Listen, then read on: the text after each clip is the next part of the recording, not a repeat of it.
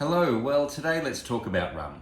So in the 40 locktails that we've done during Sydney COVID lockdown so far, there haven't been a lot of rum cocktails. We've had the daiquiri and a couple of others. But we're about to hit a section, the 1931 to 1940s, where we have a number of rum cocktails, and in fact in a couple of days we're doing a zombie, which was right at the start of tiki culture, and tiki culture calls for a lot of rum. Now, I've spent most of my adult life drinking red wine and then whiskey, and became a fan of gin. I'm a relatively recent convert to rum, only the last 4 or 5 years, and I certainly don't have a lot to offer in terms of deep knowledge of rum. So if you're starting out as well, maybe we're at a fairly similar level, but I'm going to tell you a little bit about what I do know about rum. Certainly it has a deep historical connection in the UK to the Royal Navy. It was the ration for regular sailors, whereas gin was more the preserve of the officers. It has a very strong connection to Australia. It was a currency here as a naval penal settlement, and it was involved in the Rum Rebellion, and it was very connected to the early history of Sydney and broader Australia. And in the US, it has an unfortunate connection with slavery and the trade through those African and island regions. And I'm not going to get into the deep history of it today. What I'm going to talk about is a lead up to the zombie, which we're doing in a few days, and just a very rough understanding of rum. If you're not a rum drinker, you probably, if you're Australian, you would know Bundaberg rum. Most people around the world know Bacardi rum. Maybe you've seen Captain Morgan and others. Your depth of brands probably runs out fairly shortly after that.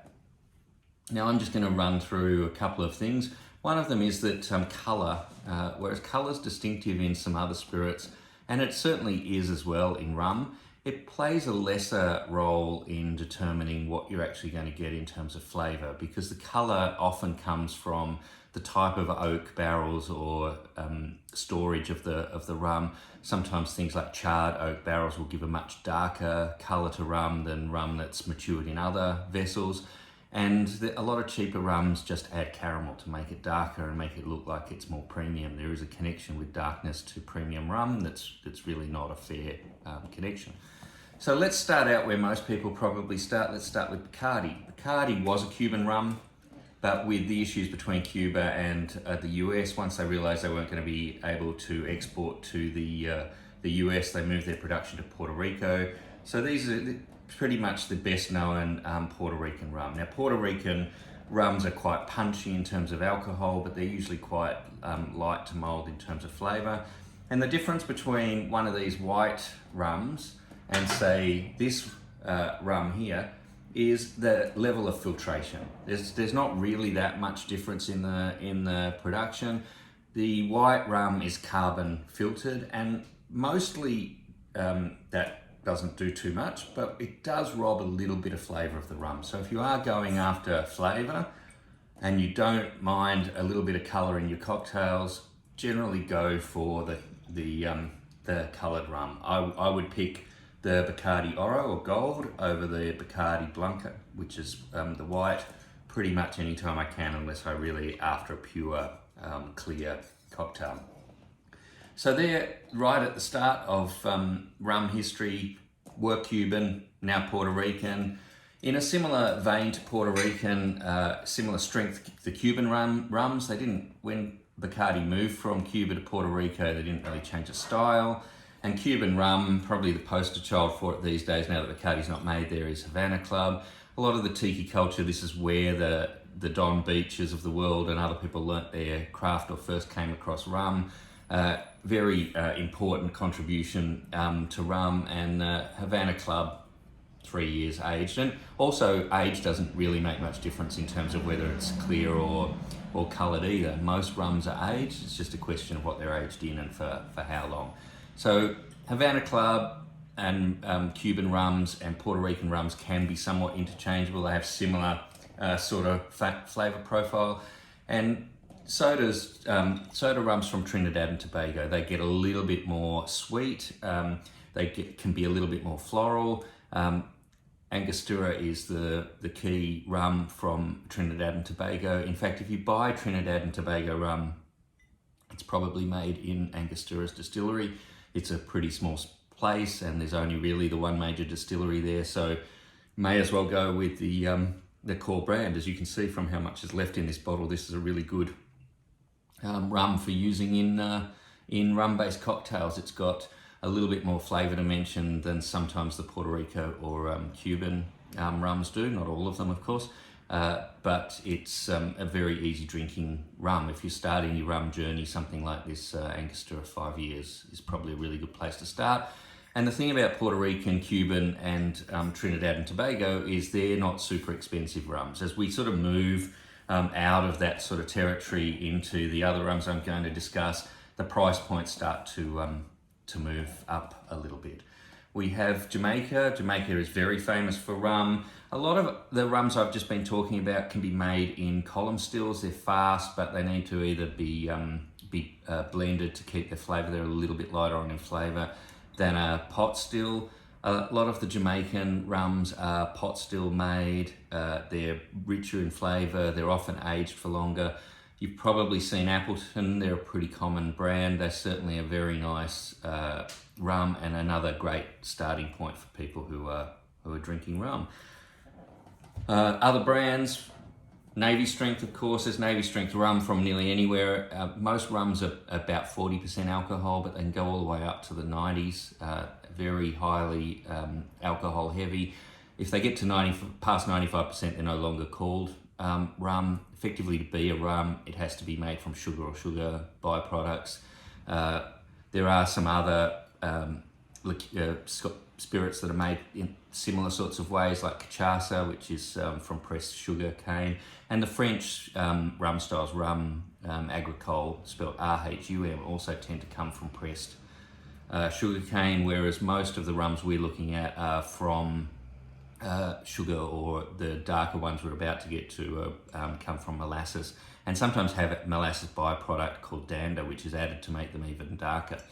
But at 57%, this Navy Strength rum is certainly more flammable, and this is probably closer to what the Royal Navy sailors and the like would have had. It wouldn't have been watered down to the 40% that we generally get because of taxation regimes and I guess interest in people's health. Plantation are a blender generally of rum. They have amazing rums. You really, if you're starting out, you can't really go wrong with Plantation.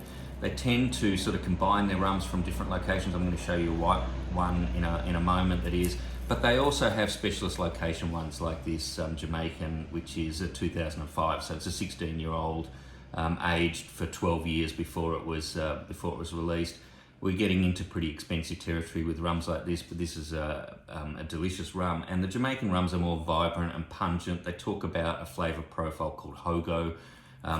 I don't know whether that's sort of umami but you really can taste it when you taste it. It's they're a richer flavour, and when we're getting into sort of tiki cocktails, quite often the designer of the cocktail is calling for specific rum flavours to bring together into the tiki cocktails, and you need to either find the appropriate rum or find something that certainly has a similar sort of profile. And Jamaican rums are getting into the sort of stronger core flavour. You have other rums from places like Barbados, or African rums from Guyana, which are generally molasses rums. They're much darker.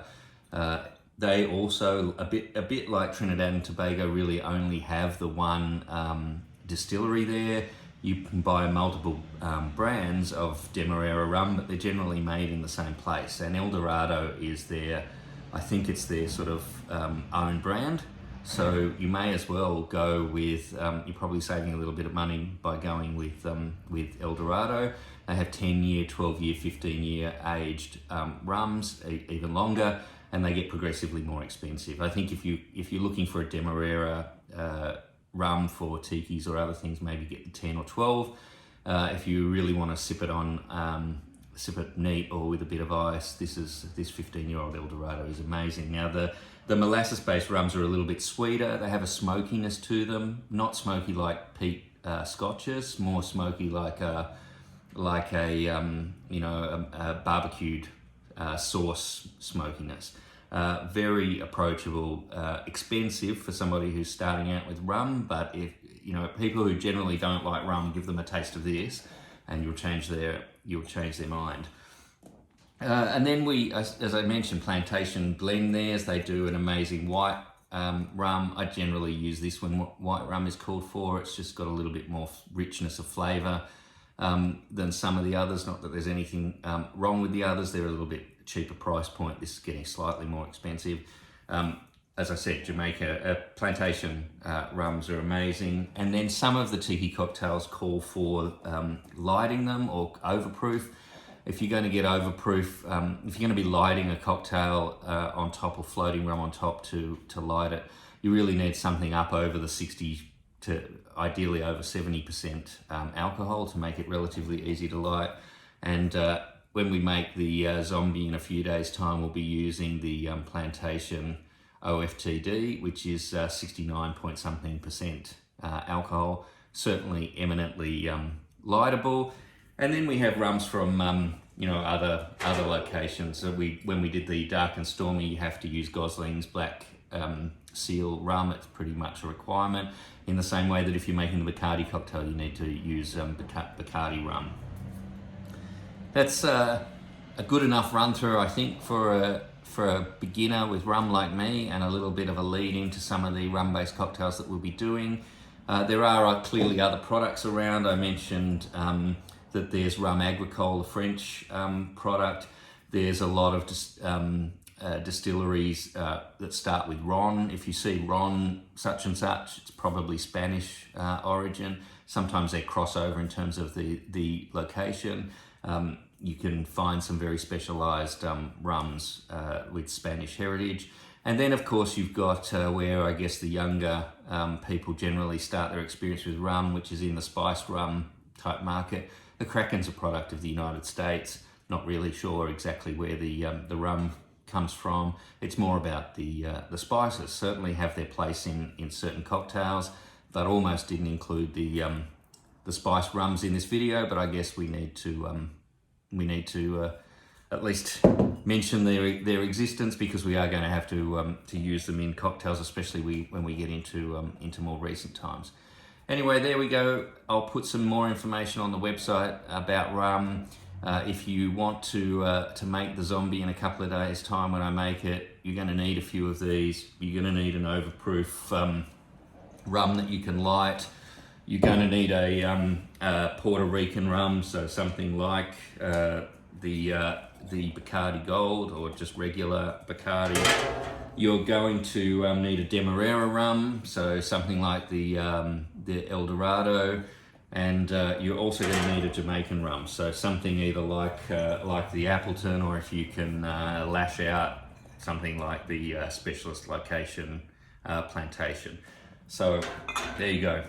Go and grab those at your local bottle shop if you're keen to see where the whole tiki culture started with the zombie, which will be Locktail 43. Bye for now.